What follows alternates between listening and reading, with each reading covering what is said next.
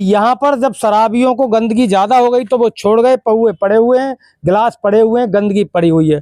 और ये शाही तालाब का कभी गेट हुआ करता होगा और मैं आपको वही दिखा रहा हूं जो मुझे दिख रहा है।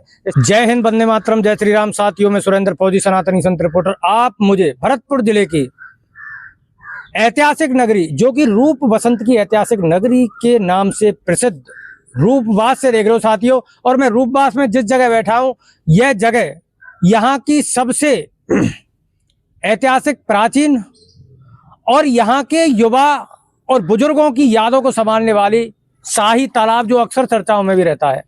साथियों, शासन प्रशासन की अनदेखी, राजनीतिक इच्छा शक्ति और लोगों की जागरूकता की कमी के कारण यह उस स्थिति में है कि जिसका बयान नहीं किया जा सकता। क्योंकि आप देख रहे हो यहाँ गंदगी का अंबार। सरकारें कोशिश करती हैं, लेकिन किस कारण से यहाँ पर इसका जीर्णोद्धार नहीं हो पा रहा है, यहाँ के स्थानीय निवासियों से जानेंगे। तो साथियों, मैं अभी यहाँ के स्थानीय निवासियों से बात कराऊं, उससे पहले मैं इसकी स्थिति दिखा दूं कि आप देख रहे हो ये सीढ़ियां हैं, और सीढ़ियों पर आप, सीढ़ियों के फर्स्ट में ही मैं यहाँ से गंदगी दिखाना शुरू कर देता हूँ कि अक्सर इसमें कोई साफ सफाई हुई या नहीं हुई, इससे हमें कोई मतलब नहीं। लेकिन इसमें हम नहाने की स्थिति में नहीं है, तैरने की स्थिति में नहीं है। ये सीढ़ियों पर आप गंदगी देख सकते हो, एक दिन की गंदगी नहीं है। यहाँ पर शराबियों का भी बोलबाला है। इसे ऑल सीजन नाम की, पता नहीं ये कौन सी ब्रांड है, इसे भी आप देख सकते हो। ये देखो, इस तरह से गंदगी, यहाँ धूम्रपान करते हुए लोग यहाँ पर सीढ़ियों पर बैठते हैं। ये पत्ते एक दिन के पत्ते नहीं है साथियों, सिगरेट। ये शाही तालाब की दुर्दशा अक्सर जिस विभाग के अधीन है वह जिम्मेदार है पूर्णतः कि एक ऐतिहासिक तालाब पर, एक ऐतिहासिक इमारत पर यहाँ कर असामाजिक तत्व शराब पीते हों, धूम्रपान करते हों। और यहाँ कहीं हो सकता है कई महीनों से, मैं तो ये कहूंगा, अगर पीपल का पेड़ हो रहा सीढ़ियों पर, घास है सीढ़ियों पर, और गुटखे, तंबाकू, सिगरेट, दारू के पौए पड़े हैं सीढ़ियों पर, तो काफी दिनों से सफाई नहीं हुई।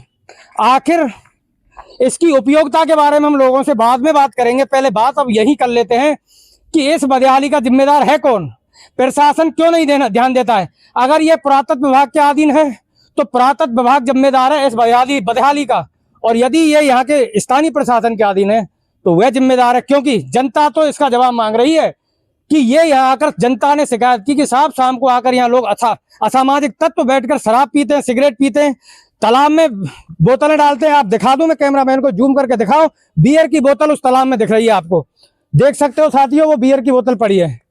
कैमरामैन को कराऊंगा, आ रही है जूम में, वो बियर की बोतल पड़ी है साथियों। उधर पौए पड़े और वो आप देख सकते हो उधर भी बोतलें पड़ी हैं। ये शाही तालाब की दुर्दशा मैं यहाँ के स्थानीय प्रशासन, मैं भरतपुर के प्रशासन और मैं इस क्षेत्र के जनप्रतिनिधियों को अवगत कराना चाहता हूँ कि यहाँ प्रशासन जिसके भी अधीन है उसकी चूड़ी टाइट करो। इस ऐतिहासिक स्थल को संजो, इसकी मर्यादाओं को कुछ रखो। मैं यहाँ से बात करता हूँ, पहले इन लोगों से यही बात करते हैं, इसकी दुर्दशा का आखिर जिम्मेदार कौन है।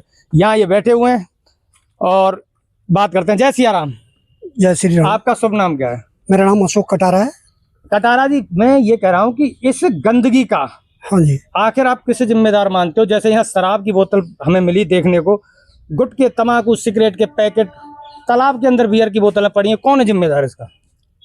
देखिए, ये जो यहाँ पर गंदगी हो रही है इसका सबसे पहला जिम्मेदार तो यहाँ का नागरिक है, नंबर 1।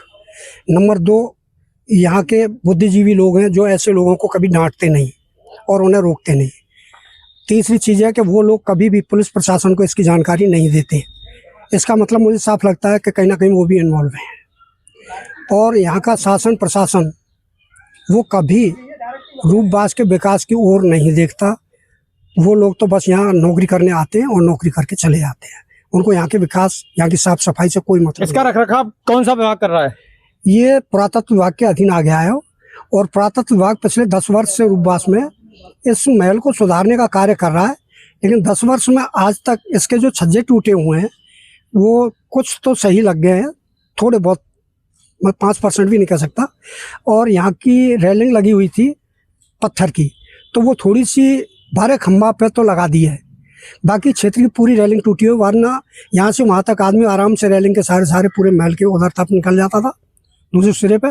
जो शाही तालाब का यह घाट ही है, सीढ़ियां हैं और सीढ़ियों पर आप देख सकते हो किस तरह गंदगी है।